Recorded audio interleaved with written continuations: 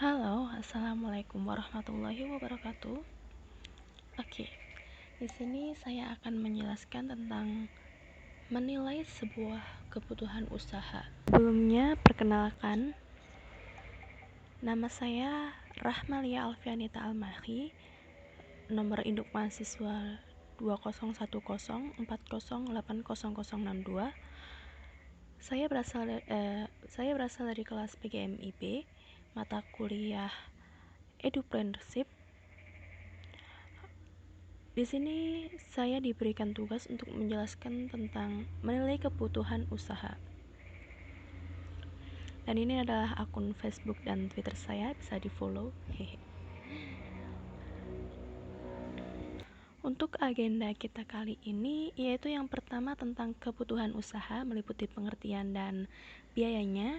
Untuk yang kedua yaitu rancangan kebutuhan usaha. Yang ketiga modal dan jenis. Yang keempat kelebihan dan kekurangan modal. Untuk yang pertama yaitu kebutuhan usaha. Di sini apakah ada yang tahu apa itu kebutuhan usaha? Bisa komen di bawah ya. Kebutuhan usaha adalah hal-hal yang harus dipenuhi perusahaan untuk mendirikan dan menjalankan suatu usaha pada awal perusahaan didirikan. Yang dimaksud di sini yaitu apa sih yang dibutuhkan waktu kita mau mendirikan sebuah usaha, yaitu hal yang terpenting yaitu modal. Dan jenis dan jumlah yang digunakan untuk kebutuhan usaha harus disesuaikan dengan jenis usaha yang akan dijalankan. Mengapa hal ini penting dilakukan? Karena untuk meminimalisir sebuah barang-barang yang memang tidak penting dibeli untuk usaha yang akan kita rintis. Misalnya kita usaha masker kain ya. Nah, hal yang pertama yang perlu kita beli itu kain dan juga penjahit. Untuk maksud saya mesin jahit ya. Untuk fasilitas AC dan yang lainnya itu yang dirasa tidak penting ya tidak usah dibeli karena akan membuat pengeluaran itu semakin banyak. Seperti itu. Maka dari itu, dengan meminimalisir pengeluaran, maka kita akan memperoleh pendapatan yang sama besarnya juga.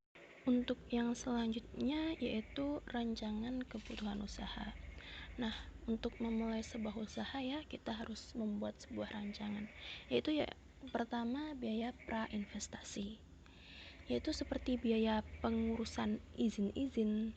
Nah, jadi kalau kita mau mulai usaha itu kita harus mengurus izin-izin kayak izin tempat, izin memulai usaha. Nah, itu memerlukan biaya. Untuk yang kedua yaitu biaya studi kelayakan. Untuk yang kedua yaitu biaya pembelian aktiva tetap. Nah, ini bisa dibedakan menjadi dua. Yang pertama aktiva tetap berwujud, semisal tanah, gedung atau bangunan, mesin, kendaraan, dan lain sebagainya. Untuk yang kedua yaitu aktiva tetap tidak berwujud. Maksudnya seperti hak paten, merek, dan lain sebagainya. Untuk yang ketiga yaitu biaya operasional. Nah, biaya ini termasuk biaya seperti biaya gaji karyawan, biaya air, biaya pemeliharaan, dan yang terpenting yaitu pajak dan lain sebagainya. Untuk yang selanjutnya yaitu modal. Apa sih modal? Modal yaitu sesuatu yang diperlukan untuk membiayai perusahaan mulai dari berdiri sampai beroperasi. Nah, di sini poin penting dalam memulai sebuah usaha. Mengapa? Karena menurut saya kalau kita memulai sebuah usaha tanpa adanya modal ya tidak akan bisa terjadi. Maka sangat diperlukan modal dalam membangun sebuah usaha. Modal yang diperlukan tidak tentang uang, yaitu juga tentang tenaga. Untuk modal uang yaitu misalnya untuk membiayai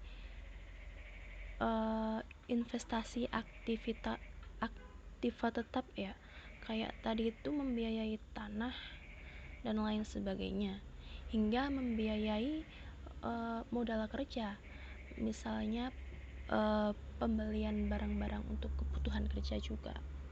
Untuk modal tenaga atau modal keahlian, yaitu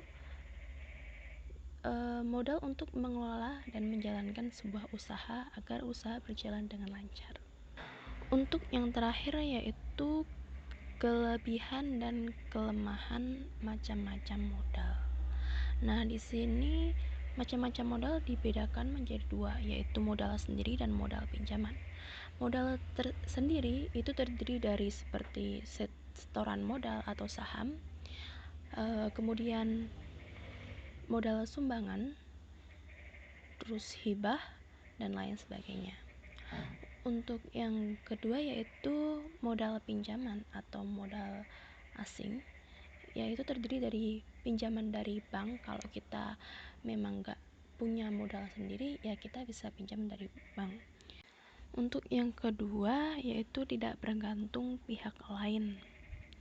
Yang ketiga tidak perlu syarat, karena kita juga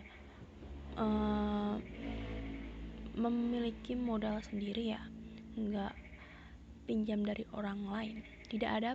Untuk yang terakhir yaitu tidak ada pengembalian modal, karena ya untuk kalau semisal kita pinjam modal ke orang lain itu pastinya ada syarat tertentu, seperti prinsip bagi hasil dan lain sebagainya, tergantung kesepakatan yang telah kita buat.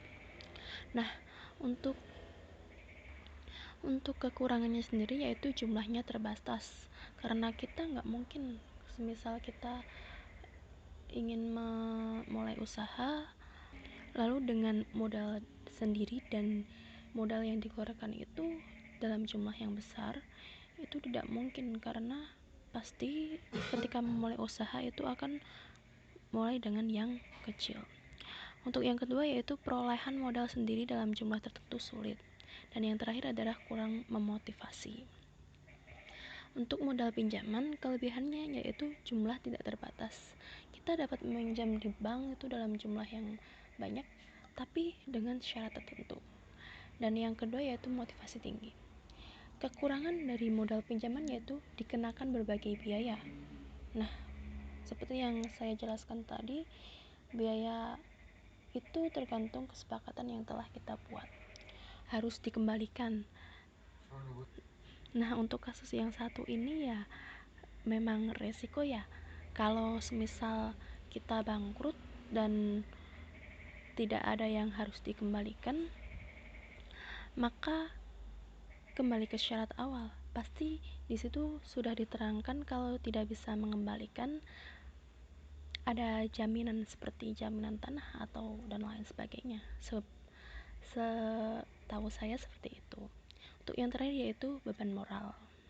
Sekian presentasi dari saya. Apabila ada kurang lebihnya saya mohon maaf yang sebesar-besarnya. Wassalamualaikum warahmatullahi wabarakatuh.